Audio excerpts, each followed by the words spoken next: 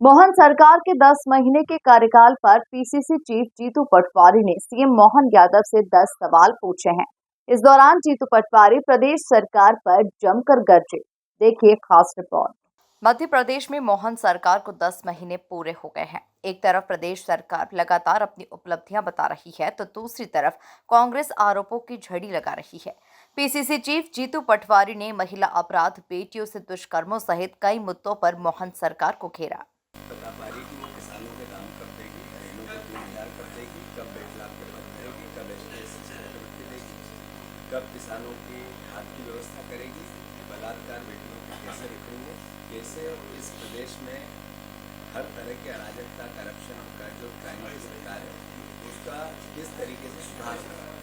मैं मानता हूँ कि इस प्रदेश के सामने उत्तर प्रदेश सरकार का दायित्व 10 महीने में मोहन यादव जी ने क्या किया, प्रवचन दिए, क्या किया, विज्ञापन दिए, क्या किया, इवेंट किए, आखिर प्रदेश किस हालात में जा रहा है। जिम्मेवार विपक्ष ये भी बात करो। जीतू पटवारी ने प्रेस कॉन्फ्रेंस आयोजित कर अपराध, किसान, बच्चियों से दुष्कर्मों की घटनाओं को लेकर सरकार को जमकर घेरा और मोहन यादव से 10 सवाल पूछे। 10 महीने लोकतंत्र में मध्य प्रदेश को नई मोहन सरकार को बने हुआ शिवराज जी के नेतृत्व में चुनाव हुए थे। उन्होंने कई बातें ऐसी जिससे प्रलोभन जनता को, पब्लिक को, किसान को, युवा को, महिला को, गरीब को, आम जनता को दिए और वोट लिए। इन 10 महीनों में इस सरकार ने क्या किया? शिवराज सिंह चौहान देश के कृषि मंत्री बने।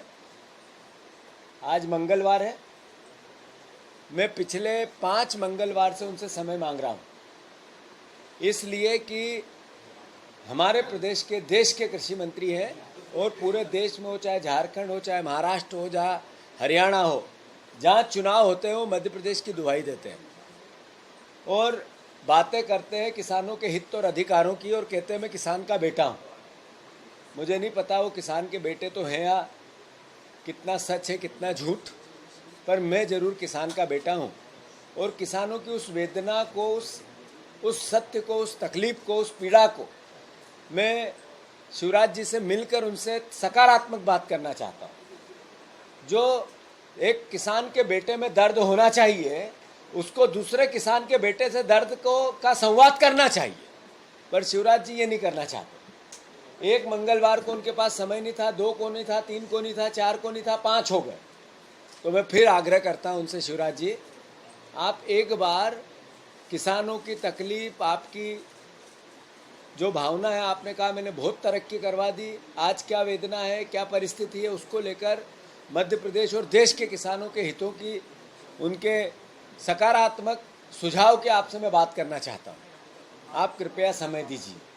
केवल आपके भाषण, आपकी झूठ, आपका जो बार बार जिस तरीके का प्रेजेंटेशन है जिसमें एक बात सच नहीं होती, उसको बंद कीजिए।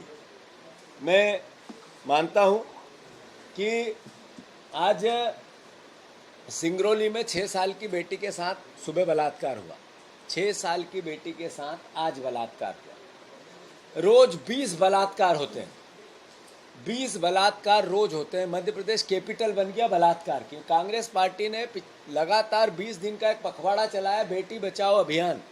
उसमें हमने शुरुआत की, बेटियों को कैंडल मार्च से जनजागृति आए समाज में, क्योंकि सरकार एक तरह से निकम्मी हो गई है, काम नहीं कर पा रही है। गृह मंत्रालय एक तरह से अपने धर्म को निभा ही नहीं पा रहा है।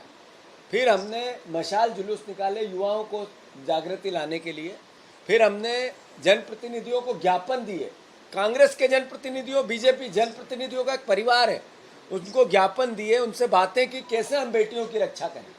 फिर हमने मौन उपवास किए, पूरे प्रदेश में ब्लॉक स्तर पर बेटियों को पाठ पूजा की और मैसेज दिया, जन जागृति लाने की कोशिश की। फिर हमने भोपाल में एक दिन का पूरा उपवास किया। ये बात मैं की नहीं है, हमारी नहीं है। ये जब समाज में जागृति नहीं आएगी तो इस तरह की घटनाएं रुक नहीं सकती, क्योंकि सरकार निकम्मी है। तो मैं मानता हूं कि इस अभियान को लगातार चलाना चाहिए।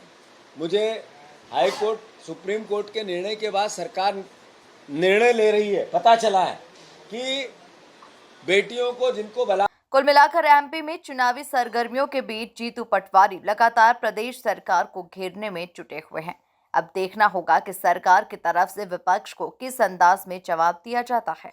Bureau report, MP news, Bhopal.